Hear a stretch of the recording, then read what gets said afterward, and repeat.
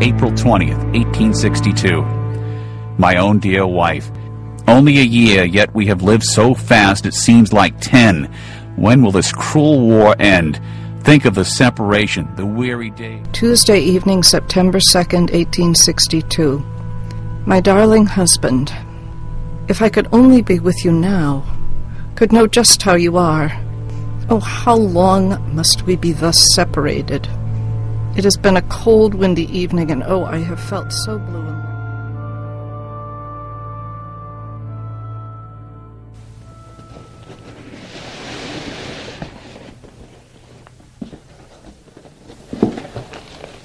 My great-grandfather, Bowman Bigelow Breed, was a doctor in Lynn, Massachusetts. He volunteered for the militia 4 days after the Confederates fired on Fort Sumter. At the beginning of the war, he and my great-grandmother, Hannah, promised to write to each other every day, even if it was just a line or two. And as you can see from this box, they pretty well kept their promise. American House, Boston, April 16th, 1861. My own dear wife. I am in such a whirl that I can hardly think, much less write. You have not been out of my thoughts a moment since we parted. Pray the good God to bless us both and guard our treasure. I can't write any more. God bless you, my own precious wife, Bowman. Wednesday evening, June 19th, 1861. My own dear husband, I wish that you could have seen baby this afternoon when he was sitting in a bed of white and red clover just before the south door. With his white dress and blue ribbons sitting up to his shoulders in the bed of flowers, he was a beautiful picture. And then there was the red, white, and blue. Do you see? When I was a kid growing up, this photograph, a copy of this photograph, sat on the mantelpiece in my father's study. And in going through the letters, I found the actual letter in which the photo was sent home. If you take a magnifying glass, you can get a good view of your widower's abiding place. Excuse the pipe.